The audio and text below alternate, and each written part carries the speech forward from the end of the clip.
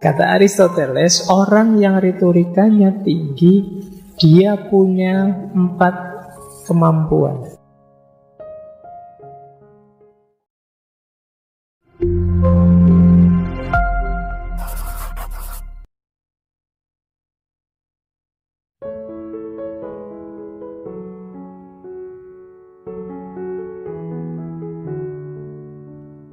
Secara umum, orang mendefinisikan retorika itu the art of persuasion, seni persuasi. Mungkin diterjemahkan di bahasa Indonesia, persuasi itu semacam membujuk. Jadi membuat orang ikut kita, percaya pada kita, apa yang kita sampaikan. Itu namanya the art of persuasion. Makanya kemudian retorika didefinisikan oleh Aristoteles sebagai kemampuan menemukan alat-alat persuasi yang tersedia pada setiap keadaan yang dihadapi.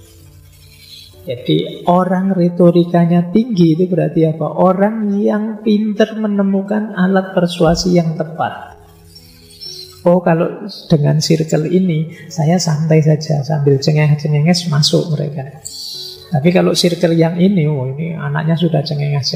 Kalau tak kasih cengenges tambah bubar mereka. Harus agak tegas sedikit kalau di sini. Oh, kalau pakai kelompok ini biarkan saja, tidak usah diperintah-perintah, dipancing saja dia bisa belajar sendiri, baca sendiri. Tapi kalau kelompok ini harus dibacakan detail. Ini namanya kemampuan menemukan alat persuasi. Oh, kalau ini pakai logika yang agak kaku, agak ketat. Kalau ini harus banyak ilustrasi, metafor-metafor. Kalau hanya pakai logika tidak nyampe pikiran mereka. Ini namanya pinter, bisa menemukan alat persuasi yang tepat. Jadi kalian juga harus begitu ya ngomong. Kadang-kadang bahkan untuk orang yang sama, kelompok yang sama, di situasi yang berbeda, ya harus berbeda juga treatmentnya, alat persuasinya.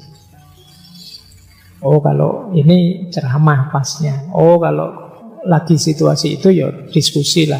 Kalau situasinya begini, dialog lah. Tapi kalau seperti itu debat lah. Makanya Al-Quran itu kan menyebut untuk mengajak orang pada jalan Tuhan itu ud'u ila sabili rabbika bil hikmah, bisa mau'idhah hasanah, bisa mujadalah. Ini namanya alat-alat persuasi. Alat untuk ngajak orang. Ada yang diceramai saja sudah. Kalau diajak diskusi macet, tidak bisa mereka. Ada yang ini harus diajak debat. Ilmunya setengah-setengah tapi ngeyeli setengah mati. Nah, kalau kayak gini ini perlu debat yang segitu ini biar dia sadar kurangnya, dikejar terus sampai dia sadar. Tapi kalau ini anaknya pinter, dalam dia. Kasih waktu merenung biar menemukan hikmah versi dirinya sendiri. Nah, ini namanya alat retorika. Lanjut ya, kata Aristoteles, orang yang retorikanya tinggi, dia punya 4 kemampuan. Yang pertama korektif, yang kedua instruktif, yang ketiga sugestif, dan yang keempat defensif. Kalau retorikamu tinggi, kamu bisa membenarkan. Kalau istilahnya filsafat Islam itu ihqaqul haq wa ibtalul batil. Jadi membenarkan yang benar dan menyalahkan yang salah. Jadi kalau kalian bisa berretorika dengan baik, kalian bisa membela kebenaran dan juga menyalahkan kesalahan. Kalau tidak, ya sulit. Yang kedua, instruktif. Kalian bisa mendorong orang, menggerakkan orang, memerintah orang, itu instruktif. Kalau sugestif itu menggerakkan, mendorong orang. Saya tidak langsung merintah, tapi kamu tergerak sendiri. Mungkin dengan kalimat-kalimat yang memang menggerakkan. Dan mempertahankan, defensif. Mungkin ada kebenaran yang sedang terancam, diserang dan lain lain sebagainya, kita bisa membela diri dengan kemampuan retorika yang baik. Inilah mengapa Aristoteles nulis khusus membahas tentang retorika. Sebenarnya bukunya 3. Ada buku 1, buku 2, buku 3. Kalau saya tahu yang diterjemahnya itu langsung dijadikan 1. Nah, ini definisinya. Jadi ya sederhananya biasanya orang mendefinisikan retorika itu the art of persuasion. Seni mempersuasi. Oke. Asumsinya retorika 2. Ketika kita bicara, itu kita harus mempertimbangkan 2 hal. Yang pertama audiennya, yang kedua argumennya. Jadi ketika kita ngomong, itu perhatikan 2 hal. Kalian harus sadar benar audiennya siapa. Yang kedua argumenmu, atau argumen itu bisa juga buktimu. Orang itu bisa percaya dengan kita, ikut kebenaran kita kalau kita punya argumen yang jelas, punya bukti yang kuat. Yang kedua, kalau cocok dengan mereka, ini namanya audien. Makanya yang agak sulit hari ini itu kan peradaban media sosial. Ketika orang eksis jarak jauh. Ketika kita posting satu cerita, posting satu berita, posting satu peristiwa, kita tidak tahu ini audien yang akan mengakses berita kita itu siapa. Itu yang membuat kadang-kadang kita inginnya apa, tapi melenceng kemana. Pemahamannya bisa belok. Karena mungkin kapasitasnya berbeda, kualitasnya kurang, dan lain sebagainya. Maka padahal untuk berretorika itu sebenarnya penting kita tahu audiennya. Maka kalian juga mungkin ya nanti kalau posting apa saja, kalau ingin cerdas ya sambil kalian bayangkan tulisan kayak gini, berita kayak gini, itu nanti yang mengakses siapa kira-kira, yang membaca kira-kira siapa saja, followermu itu siapa saja. Nah, followermu cah cilik-cilik anak TPA ya jangan sering-sering posting filsafat, nanti puyeng mereka. Ya misalnya kalian guru TPA, itu followermu anak kecil gitu, ya posting yang cocok dengan dunia mereka. Kalau bikin argumen, menampilkan bukti, ya sesuaikan dengan audiennya. Kalau anak kecil-kecil mungkin pakai gambar-gambar, film, ilustrasi apa, dan lain sebagainya. Nah ini kuncinya di 2 ini. Jadi retorika yang baik itu perhatikan audiennya, susun argumen dan bukti yang tepat. Ini di buku retorikanya Aristoteles itu nanti sibuk dalam 2 aspek ini. Yuk kita lanjutkan. Ini di bagian-bagian awal buku retorika, beliau menjelaskan apa sih manfaatnya retorika. Ini menarik, kata beliau, setidaknya ada 3 manfaat. Yang pertama apa? Kebenaran dan keadilan itu memiliki kecenderungan alami untuk menang atas ketidakbenaran dan ketidakadilan. Sehingga ketika hakim memutuskan perkara tidak sebagaimana mestinya, maka kekalahan pihak yang benar menjadi tanggung jawab pembicara. Dan karenanya merekalah yang harus disalahkan. Gini loh, kata Aristoteles, alaminya, naturalnya, kebenaran itu menang atas kejahatan, atas keburukan. Tapi ada kalanya kebenaran kalah. Diputuskan yang salah yang menang. Yang itu seringkali karena orang yang benar, yang harusnya bicara membela kebenaran, kemampuannya kurang untuk menyampaikan kebenaran. Jadi retorikanya kurang canggih, sehingga akhirnya kebenaran jadi lemah, akhirnya kalah. Disitulah pentingnya belajar retorika. Jadi kebenaran itu kan meskipun benar, kalau kita sampaikan dengan cara yang buruk, itu kan bisa saja terus orang jadi tidak percaya dengan kebenaran kita. Menyampaikan kebenaran sambil maki-maki, sambil melecehkan, sambil merendahkan, sambil itu biasanya orang terus jadi tidak simpatik. Kebenaran yang kita bawa jadi dianggap tidak menarik, terus ditinggalkan. Jadi kadang-kadang kita terus bukan jadi juru bicara kebenaran yang baik.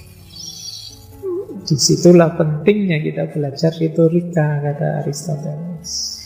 Tidak cukup kita tahu kebenaran, tapi penting pula kita tahu cara menyampaikan kebenaran. Karena jangan sampai nanti kebenaran kalah gara-gara kita yang tidak mampu menyampaikannya, tidak mampu menghidupkannya. Wong kita itu kan kadang-kadang sekedar ngomong saja kan bingung. Saya tahu sih Pak itu salah, tapi gimana yang ngomongnya? Karena kamu tidak terlatih menyampaikan kebenaran. Kamu bingung. Perasaan saya ini benar, tapi menyampaikannya saya sulit Pak. Ya. Itu yang disebut penting kalian belajar retorika. Jadi tidak berhenti sekedar di titik tahu kebenaran. Itu manfaatnya yang pertama.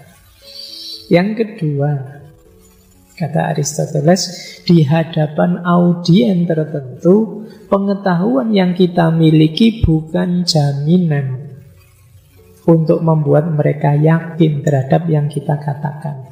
Kita harus menggunakan gagasan umum yang diketahui banyak orang sebagai alat persuasi dan argumen. Jadi kita juga perlu mengambil strategi menyesuaikan dengan audiennya.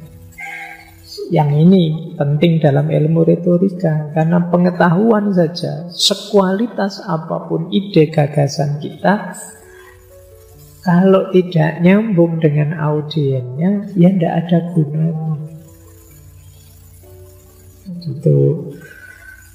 Sama seperti orang ngomong misalnya pada saya dengan bahasa-bahasa kimia. Angkat tangan bisa, aku tidak mengerti belas pasti. Atau saya ngomong ke kalian yang sama sekali tidak ngerti filsafat, tapi pakai bahasa-bahasa filsafat, eksistensi, paradigma, esensi, itu ya kamu melongo saja. Tidak efektif, tidak tersampaikan. Disitulah pentingnya retorika. Dengan belajar retorika kita bisa tahu triknya, caranya menyampaikan sesuai dengan kepentingan audiens. Karena kalau tidak, ya tiwas kita capek. Yang ketiga, kata Aristoteles, kita harus dapat menggunakan persuasi sebagai argumen yang tepat untuk memperjuangkan dua sisi yang berlawanan, yaitu sisi yang benar dan sisi yang salah.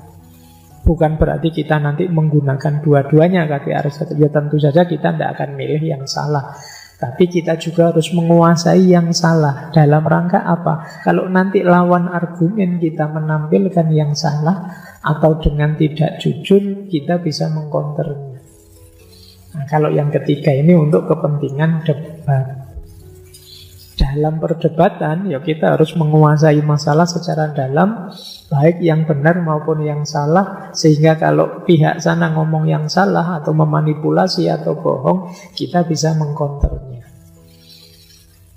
Nah, teknik mengcounter yang baik yaitu tadi diperlukan juga retorika. Baik ya, jadi ini 3 manfaatnya retorika. Ada yang tim ses ini harus belajar retorika. Baik, saya tidak tahu sebanyak ini, jangan-jangan ada. Oke ya, jadi ada manfaatnya ternyata belajar retorika itu.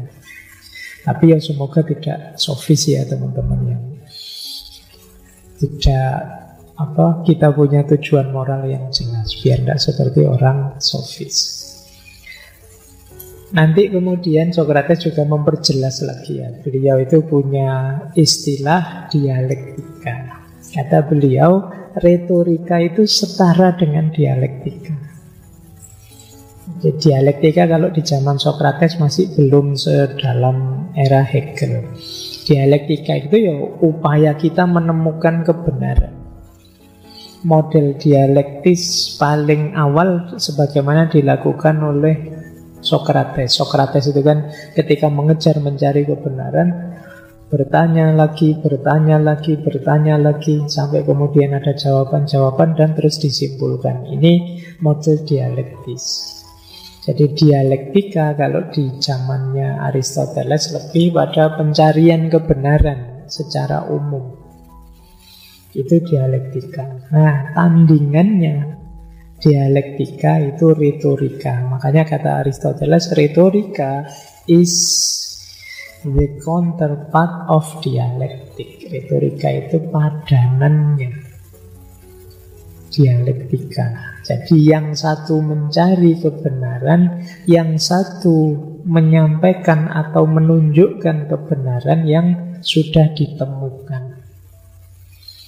Yang satu tentang kebenaran yang sudah pasti.